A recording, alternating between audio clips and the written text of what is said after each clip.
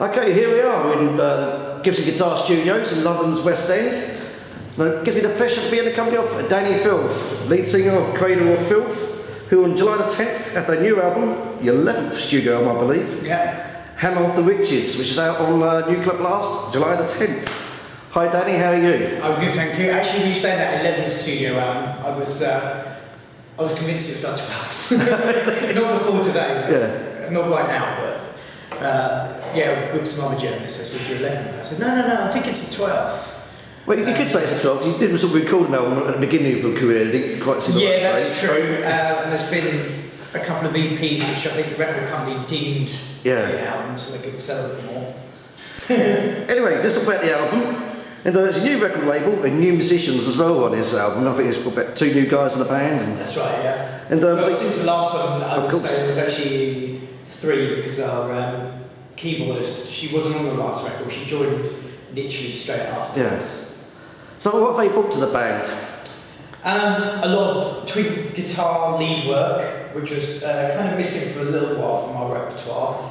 On the recording front, the reason being that we had 2 new guitarists is because at the end of the last touring cycle we were offered a co-headline tour with this band Behemoth across Europe, and our guitarist at the time, who was only like the sole writer really, he didn't really want to do the tour. He was living in the States at the time, he had some other projects in the go, he was working in the studio, and he was just like not very keen on it. But obviously, you know, it's our bread and butter, love doing what we do, and it was a great offer.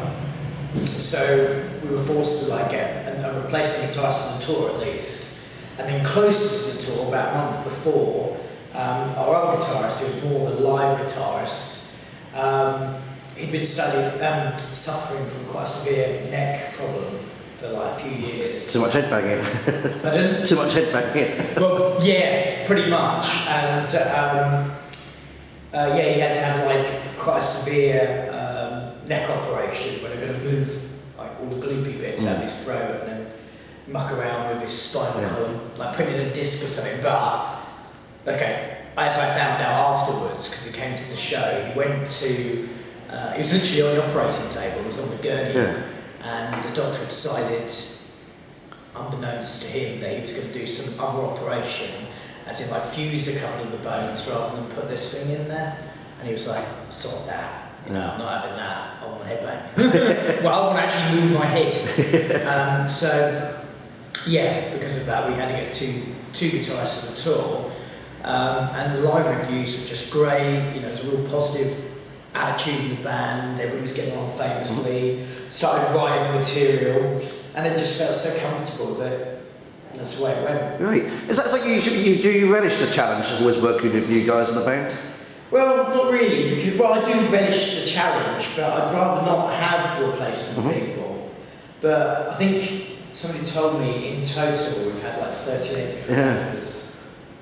I tried to count out myself this morning, but I lost count. Yeah, I know, so do I, but we've only ever sacked 2 people. People leave because of various reasons, whether it's family, or the fact they can't really handle the, you know, it's quite an epic lifestyle. Yeah, a lot of people don't realise that. I think it's a luxury lifestyle, but yeah, the touring. Yeah, no, it's a lot of work, and then there's a lot of people who just think they can do better on their own, and they go off and do their own projects, or they join other bands. So it's not as cut and dry as it seems. And particularly on this record, which proves that I'm not, you know, like this despotic dictator. We had some tracks that didn't make the album, which were fully written, one of which was my favourite, but we just went with what everybody was happy with, and the studio, the producer at the studio, Scott Atkins, was like, well, I want quantity, not quality. Yeah. No, the other way around. I knew where you went there. That's where we've been going wrong. Like 500 songs an album. Quality, not quantity. We didn't want to spread ourselves too thinly, and even the bonus material, the 2 extra tracks, we didn't really know they were going to be bonus material, or those particular songs, until a couple of weeks before the mastering, because we just hadn't decided on the running order. So some people might prefer those tracks, but they're all our children. We love them equally. Excellent. And tell us about the album. It's called Hammer of the Witches. Where did the album title come from? It came from a book called Malleus Maleficarum, which was like a treatise on the discovery and persecution of witches in the Middle Ages. An awful book, really. Led thousands upon thousands, of mostly women to their death. Because it's very misogynistic in respect that they just consider women the weaker race in body and soul, and that they're more sexually active. Sounds pretty good. And that was known as translation as Hammer of the Witches, or Hammer of Witches, but it was the hammer to crush the witches, crush out their pestilence. And we've used it in the other context. There's a hammer for the witches, that it's about reprisal, revolution. Not being a Christian band, I suppose we can go as far as saying revenge as well. And we'll talk more about it in a minute, actually, but it's got great artwork to this album. Can you tell us more about the artwork as well? Yeah, it's by this guy called Arthur Bozincs, I think I pronounced that probably. A Latvian artist. He's really quite well known in his locality. And strangely enough, I kind of just found him online. I was like, this guy is amazing, we have to get hold of him somehow. And I was showing it to our drummer Marthas, and he was like, yeah, that's the guy I was telling you about. I know him. And it just sort of went from there. The guy was a fan of the band, and he's done such a lavish job of just representing the songs, and you'd be forgiven for thinking that it was a fully blown conceptual album. And we've worked with so many good artists over the years, but I would really say that this is probably the pinnacle of artistry. It's amazing. Fantastic. And talking of art, you've really shot a promo video. You've actually done 2 promo videos. One's out there already, Right Wing in the Garden of Triptych. I know it's only been on YouTube for about just a week now, and it's just going to come up to 150,000 views already, which is pretty amazing. Well, it's all right. I mean, I think the majority of people haven't been looking at it on there because there's an uncensored version. It's not. I mean, it's a matter of a couple of nipples, or a few nipples, same ones. So a couple. So I think people have been looking at it on another channel like Vimeo or something. Of course, yeah. So hopefully it's a little bit higher than that. And where was that video filmed? It was filmed at RAF Bedwaters, which is a redundant US military air base based in Suffolk, not far from where I live. And I used to live quite close to it when I was young. Next door to me was a US serviceman who was a photographer for the US Army.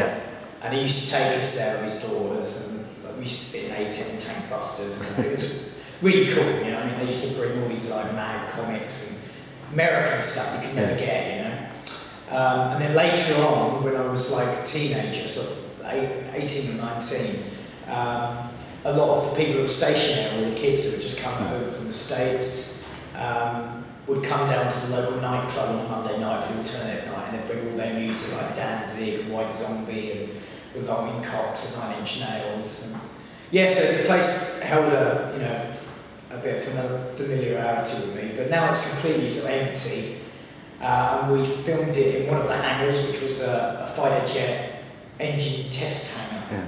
So it's sort of full of blast doors and this big, corridor thing, tunnel, where obviously the engine was fired down. And there was loads of like really big Cold War looking buttons, blast doors and what looked like a missile launch kind of thing, which obviously it said do not push them straight. Do you feel like a little boy again? You think, I'm let loose, I can play around here. It was great, we had a really good time. And what was also great fun was because it was deserted, you could burn our cars around the And you just shot another video in Suffolk as well, and some sort of scrapyard for the song Sanity Hits a Perfect Steel. Oh, that's my other band, Devil. Oh, really? Oh, right. Yeah, I've got another band, also nuclear blast, slightly different. I guess, a bit more sort of Misfits stroke, Rob Zombie tinged. And it was, we filmed it. It was self-financed actually, and we did that this last weekend in Suffolk again. It's a big scrapyard, very apocalyptic looking, with a load of performers all doing fire breathing and juggling and hoops and swords and all kinds of wonderful things. And it was pretty mad actually. So do you find all these places to film your videos? You sort of drive around to Suffolk and think, that might be a good place one day? Actually, this is the first time I've actually shot a couple. Thereabouts. normally we do find really wonderful places. We did some cave system. It was under London. We did some there, and some film studios. Fantastic. And what was your touring plans for this year? So I know you're doing the festivals you got lined up, like Hellfest, Graspop, Wacken again. Yeah. Well, we're lucky because we've got doing Summer Breeze and Wacken, which is quite a rarity really because they're both, you know, German. At the moment, our booking agent, the agency group, are just like trying to compile a tour. So we've been offered, we were offered a Danzig tour in the States and Slayer tour, both of which we weren't very happy with where we were and stuff like that, you know, that's by the by. And there's another one which I can't really name because I'll jinx it. Yeah. But I reckon probably more than likely we'll go out on a headline tour of our own because then we're in control of it, get to do more dates. And that's, you know, that's destined for October, November. And the premise of going to South America, Russia, America, New Year, because we had a problem with our visas a few years back, so we haven't been for 5 years. I've been to America like 8 or 9 times a year. You know, all my friends are there, or most of my friends, and it's been a bit of a bugger. I've not been able to get over there. And it was all just simply down to the British Embassy. It was really tricky. We're supposed to be like compatriots of the US, and yet it's the hardest embassy to actually file through. And normally, no problem, turn up 2 weeks before, get it stamped, visa, off you go, States tour. This time they've decided, oh, I'm sorry, we didn't tell you there's a few people who've got to go for medicals. No problem, done that before. You're not probably going to get results for about 4 months. Yeah. It's like, we're on tour in 2 weeks. It's been a problem for a lot of bands. We can take risk. Yeah. That's a problem. But, is there anywhere in the world where you haven't conquered yet that you'd like to visit? Sorry? Is there any countries in the world where you haven't toured yet, where you'd like to go? We just came back from the Philippines. That was something we wanted to do. We were doing Turkey a couple of years ago, but it was just, again with Slayer, it was when the riots were happening. Yeah. And the government, even though they'd all been quelled, the government decided, you know, we don't want any large gatherings. And by large gathering, I think they were talking about the 50,000 members that were going to be at this festival. I think that wasn't going to go down too well. South Africa had been offered, which would be great. And Israel. Oh, really? Well. Yeah. But we haven't been there, so another. Obviously, you are a band that does sort of still go controversy, you know, especially in '97 with the infamous Jesus is a CUNT T-shirt. Yeah. And when we do go to like religious countries, and I noticed like in recent times in Russia, you've got the Orthodox activists who sort of stopped concerts by Cannibal Corpse and beat him off, and they gave Marilyn Manson a hard time. Is that something you're wary of when you go to a country like Russia? Well, we went last year, we did a full, that was exactly when Cannibal were there, and I think they were doing like 8 or 9 shows, and I think at least 7 of them got cancelled. We were there for a month, and we went from St. Petersburg, Moscow, right over to the other side, you know, right above North Korea. And we only had trouble with one. One was being, you know, sort of down with that sort of thing, ski. And so we were kind of forced to move the venue to a smaller one, or at least the promoters was a bit, you know, worried about the outcome. And we went into this venue and went, you know what, the stage isn't even big enough to put a drum kit on. We're not going to be able to do this. So instead what we did was like, we got all the fans in, we did a Q&A, a little bit of an acoustic set, only brief, because obviously it'd be awful. And then we did a big signing thing. We were there for about 5 hours, all made up, you know, and they were pretty happy with that. Oh, so we were quite lucky in respect that. And the same goes with America. You think in the Bible Belt, you know, you think Cradle would get a lot of trouble. We've never seen any of it, touch wood. Because that was pretty dominant back in the 80s, really, when Iron Maiden and the Ozzy Osbournes were out there touring, you know. Yeah, but it's still not a thing of the past. They did that big Black Friday thing with horror videos as well. It was all about PMRC then. Have you had any scary incidents, you know, from like Christian fanatics and... No, that's what I'm saying. We just generally haven't had anything like that, which is... I don't know whether it's because people see that, you know, we sort of attack it quite intelligently, that we're not a satanic band as such, although Human, you know, it's satanic in respect that it's a bit adverse and steeped in the occult. But I think people really, you know, if they see the lyricism and stuff, and they get generally that sometimes it can be a bit ironic as well. Like the shirt. Yeah, exactly. There's a little bit of irony and a little bit of humour in there, yeah. Yeah, so I don't know. We headlined the B stage of the Ozfest in 2003, and Manson was on the main stage. And yeah, I think he got a bit of jib, but we were okay. Great, and obviously, like you just mentioned, you do write about the occult and all the dark things of life. So obviously, I must assume you do a lot of reading. So what parts of, say, the medieval times fascinates you the most?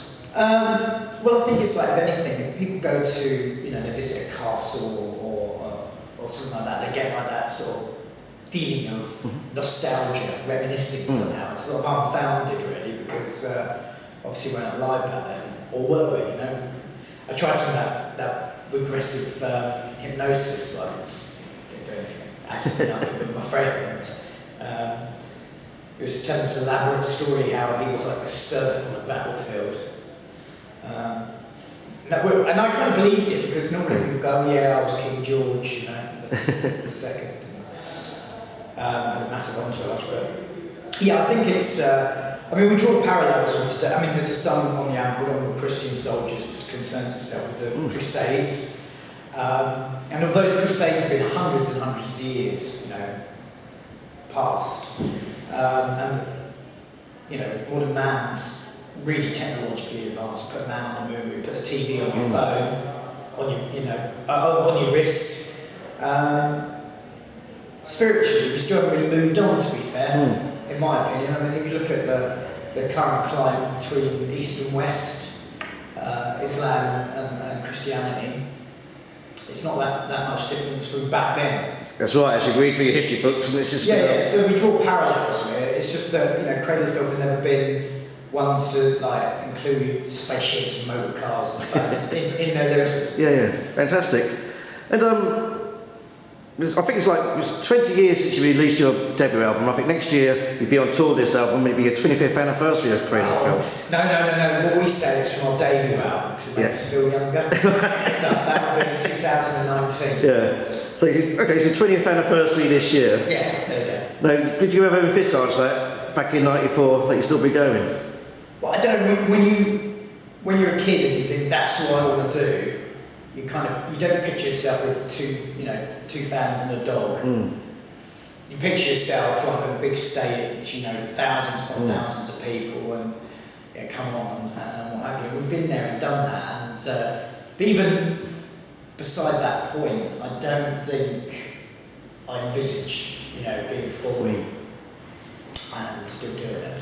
Because it's bizarre, actually. You just mentioned two men and a dog. It wasn't quite that scenario. There's a lot more there. But I saw you in Reading After Dark Club in about 93, 94. I can't remember exactly what year it was.